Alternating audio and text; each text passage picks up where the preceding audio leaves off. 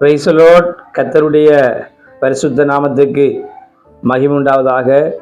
என்னுடைய பேர் கார்த்திக். நான் திருவண்ணாமலை மாவட்டம் மூதூர் என்னும் ஒரு தொகுதியில், நல்லூர் என்னும் ஒரு பகுதியிலே கர்த்தருடைய ஊழியத்தை செய்து வருகிறேன். நீங்கள் இந்த வீடியோவிலே என்னை பார்க்கிறீர்கள். நான் 1992 ஆண்டு 2ஆம் மாதம் 22ஆம் தேதி அன்று நான் பிறந்தேன். பிறந்த 3 மாதத்திலே என்னுடைய 2 கண்களும் பார்வை இல்லாமல் போய்விட்டது. என்னுடைய குடும்பத்திலே நாங்கள் 3 சகோதரர்கள், அதில் 2 பெண் பிள்ளைகள். கடைசியாக தான் நான் 3வது என்னுடைய பெற்றோருக்கு ஒரு ஆண் பிள்ளையாய் அவங்க என்னை பெற்றெடுத்தாங்க. இப்படி பெற்றெடுத்த பிறகுதான் 3 மாதம் கழிஞ்சப்போ எனக்கு 2 கண்களும் பார்வை இல்லை என்பதை கண்டுபிடித்தார்கள். அப்படி கண்டுபிடித்து ஏராளமான வைத்தியசாலைகளை, ஹாஸ்பிட்டலை அணுகினார்கள். அதனாலும் எனக்கு ஒன்றும் செய்ய முடியவில்லை என்று சொல்லிவிட்டார்கள். இப்படி காலங்கள் உருண்டோடின. என்னுடைய அம்மாவும் என்னுடைய அப்பாவும் சிறு பிராயத்திலே அவர்கள் இருவரும் ஆளுக்கால் பிரிந்து போய்விட்டார்கள். அதொரு புறம். இப்படி பிரிந்து போய் என்னுடைய தாயார் கூலி வேலை செய்து, இதை வெளியிலிருந்து இந்த வீடியோ பார்க்குறவங்களுக்கு என்னுடைய தமிழ் எவ்வளவு சரியாய் புரியும் என்று எனக்கு தெரியவில்லை. கூலி வேலை என்றால் இங்கே இறால் எடுப்பது, கீரை பிப்பது, கீரை பிடுங்குறன்னு சொல்லுவாங்க, கீரை பிடுங்குவது. இப்படி பிடுங்கி இறால் கட்டி நண்டு பிடிச்சி தான் என்னுடைய தாயார் எங்களை வளர்த்தார்கள். இப்படி நாங்கள் வளர்ந்து வர சூழ்நிலையிலே ஒரு 5 அல்லது 6 வயது இருக்கும்போது நான் பிள்ளைகளோடு ஸ்கூல் போய் படிக்க வேண்டும் என்று விரும்பினேன். அப்படி நான் விரும்புகிற போது தான் அவர்கள் சொன்னார்கள், உன்னால் படிக்க முடியாது என்று. ஏன் அப்படின்னு நான் கேட்டபோது, உனக்கு கண் பார்வை இல்லாமல் போய்விட்டது என்று சொன்னார்கள். அன்று முதல் கொண்டு என்னுடைய இருதயத்தை வேதனை மிகவும் ஆழமாக உருவ குத்தினது. அப்படி உருவ குத்தினதினாலே நான் போய் நேரடியாக அலரி பருப்பை எடுத்து, அதாவது பூக்கொட்டைன்னு சொல்லுவாங்க, அலரி பருப்பு, அது அதிகமாய் நஞ்சி, அது சாப்பிட்டவங்க அநேகர் செத்து போயிருக்கிறாங்க, புலட்சியும் இருக்கிறாங்க. இந்த சூழ்நிலையிலே இப்படி நான் அலரி பருப்பு சாப்பிட வேண்டும் முடிவு பண்ணி அதை சாப்பிட்டேன். கிட்டத்தட்ட அதை சாப்பிட்ட பின்பு 18 நாட்கள் மூதூரில் இருக்கும், மூதூர் என்னும் ஒரு தொகுதி இருக்கிறது, அதில் ஒரு ஹாஸ்பிட்டல் இருக்கிறது. அந்த ஹாஸ்பிட்டலில் நான் 18 நாட்கள் அங்கு என்னுடைய தாயார் என்னை வைத்திருந்திருக்கிறார்கள். இப்படியான சூழ்நிலையிலே நான் செத்து போய் விடுவனோ என்னும் பயம் என்னுடைய குடும்பத்தாருக்கு இருந்தது. ஆனாலும் 18 நாளுக்கு பின்பு எப்படியோ என்னை உயிரோடு என்னுடைய வீட்டுக்கு கொண்டு வந்து விட்டார்கள். இப்படி கொண்டு வந்தாலும் என்னுடைய மனதில் இந்த வேதனை ஆழமாய் ஊடுருவிக் கொண்டே இருந்தது. நான் ஏன் இந்த ஊரில் இருக்க வேண்டும்? நான் ஏன் இந்த உலகத்தில் பிழைக்க வேண்டும்? எனக்கு பார்வை இல்லையே, என்னால் என்ன செய்ய முடியும் என்றெல்லாம் என்னுடைய வாழ்க்கையிலே பலவிதமான கேள்விகள் இருந்தது. இதற்கு பிறகு நான் சொல்வதெல்லாம் உண்மை. இதை நீங்கள் நேரடியாக எங்களுடைய ஊரில் விசாரிக்கலாம். இதுக்கு பிறகு ஒரு கொஞ்சம் பொடியங்கள் எடுத்து அவர்களுக்கெல்லாம் நான் தலைவனானேன். எதற்கென்றால் புகைப்பிடிப்பதற்கு, குறிப்பாக போதை பாவிப்பதற்கு அந்த டீமுக்கு நான் ஒரு தலைவனானேன். கிட்டத்தட்ட ஒரு 10-15 பேர் இருந்தோம். நாங்கள் என்ன செய்வோம்னா, இரவு நேரங்களில் போய் தோட்டங்களுக்கு போய் தென்னை மரத்தில் ஏறி தேங்காய் பிடுங்குவது, வாழை மரத்துக்கு போய் அந்த வாழைக்குலையெல்லாம் வெட்டி எடுப்பது என்று பல்வேறு விதமான குழப்படிகளை செய்து கொண்டு வந்தோம். இதை கேட்ட ஸ்கூல் ஆசிரியர்மார் நான் பிள்ளைகளை கெடுத்து விடுகிறேன் என்று பல இடங்களுக்கு கம்ப்ளைண்ட் போட்டு அதிகாரிகள் என்னை தேட முற்பட்டார்கள். நான் பொடியங்களோடு போய் காட்டில் மறைந்து விட்டேன். பல சந்தர்ப்பங்களிலே பிடிபட்டிருக்கிறோம், அடிபட்டிருக்கிறோம். இப்படியே காலங்கள் உருண்டோடினது. கிட்டத்தட்ட 2006 உங்களுக்கு தெரியும், யுத்தம் நடந்தது. 2009 வரைக்கும் நாங்கள் பல அகதி முகாமில் இருந்தோம். குறிப்பாக கிளுவட்டி, மட்டக்களப்புல கிரான், கோரகல்லி மடு என்றெல்லாம் பல்வேறு இடங்களிலே நாங்கள் அகதி முகாமில் தங்கியிருந்த நாட்கள் மிக சோக நாட்களாகவும் துக்க நாட்களாகவும் போய்கொண்டிருந்தது. அந்த நாட்களிலே இந்த மதுபானம் பாவிக்கும் வேலையில் ஈடுபட்டிருந்தேன். இப்படியான சூழ்நிலைகளிலே வாழ்க்கை உருண்டோடி கொண்டிருந்தது. ஒரு நாள் நான் இப்படியாக என்னுடைய ஊர்ல எனக்கு கெட்ட பேர், சாப்பாட்டுக்கு கூட வழி இல்லை, இப்படி போதைப் பொருளுக்கு அடிமையானதுனால வீட்டிலையும் பிரச்சனை. ஆனாலும் ஒரு கூட்ட எந்த வயசில் உள்ள பையங்க என்னோட கூட தெரிஞ்சாங்க. அதனால அவங்க சாப்பாடு தருவாங்க. ராத்திரி வேளையில் குளத்துக்கு போவோம். அங்கே போய் மீனெல்லாம் பிடிச்சி அதை வியாபாரம் பண்ணி எங்களுடைய தேவைகளுக்கு பயன்படுத்தி கொள்ளுவோம். இப்படியான சூழல்களிலே பாதிக்கப்பட்ட நிலைமையிலே ஒரு காலத்தில் வாழ்ந்து வந்தேன். இந்த சந்தர்ப்பத்தில் தான் பாஸ்டர் புஷ்பராஜா என்று ஒருவர் சுவிசேஷ கூட்டம் நடத்தியிருந்தார். நீங்கள் பார்க்கிற இந்தியாவில் இருக்கிற ஜாமக்காரன் புஷ்பராஜா இல்லை, எங்களுடைய இலங்கையிலே 2 கண்ணும் பார்வை இழந்த பாஸ்டர் புஷ்பராஜான்னு சொல்லி மெதலிஸ்ட் திருச்சபையிலே இருந்த ஒரு போதகர். அவர் சுவிசேஷ கூட்டத்தை நடத்தி கொண்டிருந்தார். அந்த கூட்டத்தில் தேவனுடைய அன்பையும் தேவனுடைய இரக்கத்தையும் மிக தெளிவாய் பேசியிருந்தார்.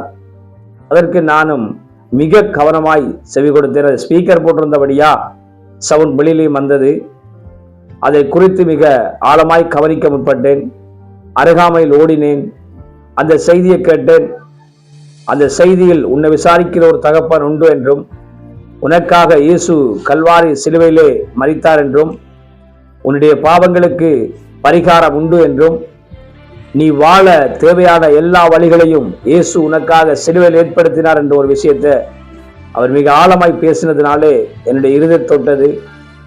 அன்றைக்கு கர்த்தராகிய இயேசு கிறிஸ்துவுக்கு என்னுடைய வாழ்க்கையை ஒப்புக் கொடுத்தேன். இப்படி ஒப்புக் கொடுக்கும் போது எனக்கு குறிப்பாக 17 வயது. இந்த சந்தர்ப்பத்திலே கர்த்தராகிய இயேசுவை பின்பற்ற தொடங்கினேன். நான் பாவிச்ச போதை பொருள் எல்லாம் விட்டு வெளியாகினேன். நான் பழகின நண்பர்கள் எல்லாம் என்னை விட்டு போனார்கள்.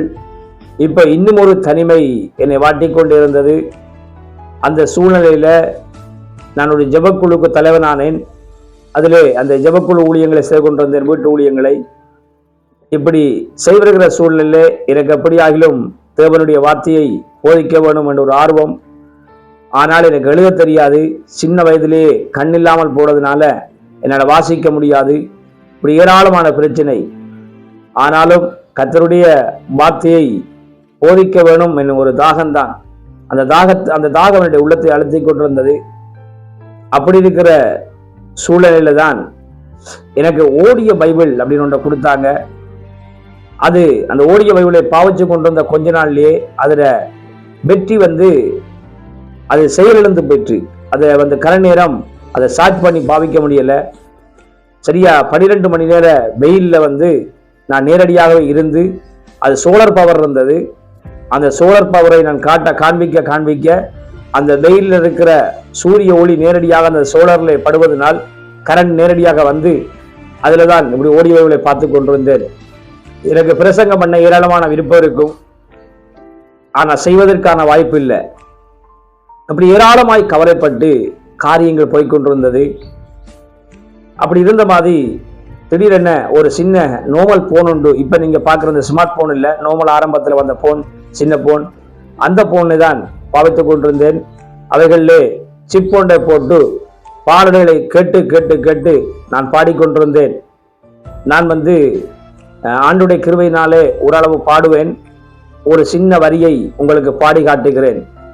இன்னும் உடைகிறேன், நான் இன்னும் உடைகிறேன், உங்க கரத்தில் இருக்கவே நான் ஆசைப்படுகிறேன்.